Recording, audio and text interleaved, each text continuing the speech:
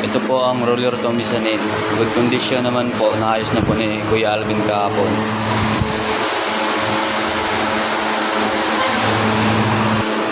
Dito naman po nakalagay ang Kiana Fabric box type.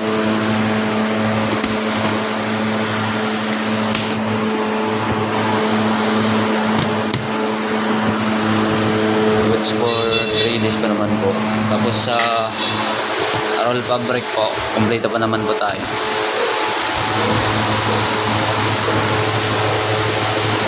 Tapos dito naman po ang painting rack. DM orders lang po.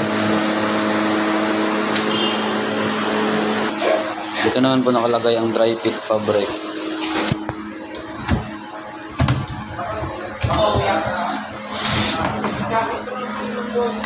Goods for 3 days din po. Tapos dito po sa Kiana Fabric,